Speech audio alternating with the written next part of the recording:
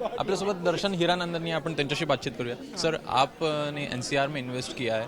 महाराष्ट्र हो या फिर कर्नाटक हो, बंगलोर हो या फिर पुणे हो, बड़े डेटा सेंटर्स हो, बड़े आईटी पार्क्स है, वहाँ पे न जाते हुए आप एनसीआर में गए. क्या रीजंस है उसके? मैं एनसीआर में इसलिए गया कि 40 करोड़ लोग हमारे देश के वहाँ हैं और उस एरिया में डेटा सेंटर की डिमांड थी और हमें नॉर्थ में तो एक बनाना ही था. और जब when we were looking at the north में अगर आप देखो तो 5-6 स्टेट्स हैं और मैंने 2-3 को कांटेक्ट किया था. यूपी मेरे पास सबसे पहले उनका रिस्पॉन्स आया. उस बेसिस पे हम आगे बढ़े और रेस्ट इज़ हिस्ट्री. कि हमें एक्सपीरियंस हुआ कि एक्चुअली वहाँ का एनवायरनमेंट, जो लोग सोचते हैं कि boss we are in a place where everything is great, UP में बहुत डिफिकल्ट है, इज़ अनट्रू. वो सच नहीं है. The UP environment is welcoming, UP environment is positive, UP environment is fascinating, is fantastic.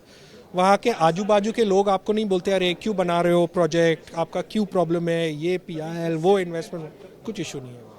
It is very smooth. आने वाले दिनों में क्या आपके प्लान्स हो गए, या अगर देखा जाए तो यूपी हो या फिर महाराष्ट्र हो, इस संदर्भ? नहीं, महाराष्ट्र में हमारे पास सबसे बड़े डेटा सेंटर है यहाँ पनवेल में, हम वहाँ बढ़ा रहे हैं. मुंबई में भी हम अभी 4 नए बना रहे हैं. तो यहाँ भी कम, वो भी यहाँ भी 20-30 हज़ार करोड़ का इन्वेस्टमेंट अगले 5-6 साल में हम काम लेकर आएंगे, कोई इशू नहीं है.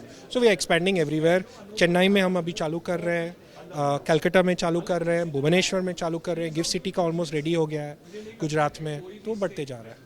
आने वाले दिनों में आप ओवरऑल अगर ये इंडस्ट्री को देखते हुए आप किस मुकाम पे देखते हो? आने वाले कुछ दिनों में ओवरऑल डेटा सेंटर्स की डिमांड जो है वो बढ़ने वाली है, और अगर देखा जाए तो इंडस्ट्रीज भी वैसे कैसे एक्सपांड कर रही है, वो आप कैसे, किस तरह से देखते हैं? नहीं, data centre industry, data centre का डिमांड मल्टीप्लाई होने वाला है, लेकिन वो मल्टीप्लाई इसलिए हो रहा है कि डिजिटल इंडिया बढ़ रही है.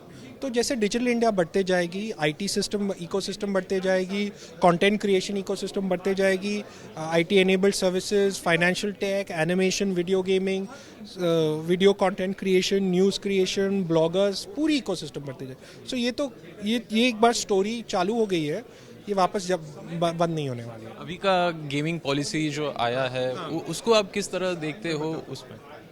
तो गेमिंग अभी 2 पार्ट में स्प्लिट हुआ है. एक है ई स्पोर्ट जो गेम ऑफ स्किल, और एक है game of chance which is gambling. Game of chance gambling को मेटी को दिया गया है. गेम ऑफ स्किल जो है ई स्पोर्ट्स को ministry of sports and youth affairs को दिया गया है. हम चाह रहे हैं कि ई स्पोर्ट्स का जो इकोसिस्टम है उसको बहुत बढ़ावा मिलेगा. तो ये अभी उसके रेगुलेशंस चालू होंगे. ई स्पोर्ट्स के चैम्पियनशिप्स बनेंगे, ई स्पोर्ट्स के गेम्स बनेंगे, ई स्पोर्ट्स के इवेंट्स बनेंगे, ई स्पोर्ट्स के ऊपर मूवीज़ बनेंगे. अगर आप देखे जाए, चाइना की सबसे बड़ी कंपनी है, उसका नाम है टेंसेंट, वो ई स्पोर्ट्स की कंपनी है. वो उसकी मार्केट कैप $500 बिलियन की है. So e sports will become very very big in India very soon. Thank you. हे होते दर्शन हिरानंदानी, ज्यांनी एकूणच सविस्तर भाष्य केलेलं आहे. यूपीमधला जो मोठ्या प्रमाणात त्यांच्याकडनं गुंतवणूक करण्यात आली, आणि सोबतच येणाऱ्या काही दिवसात डेटा सेंटर संदर्भात देखील जे हिरानंदानी ग्रुपचे मोठे प्लान्स आहेत त्याबद्दल देखील त्यांनी सविस्तर उत्तरं दिली आहेत. कॅमेरामॅन सचिन शिंदेचा अभिषेक मुठाळ, एबीपी माझा, मुंबई. एबीपी माझा, उघडा डोळे बघा नीट.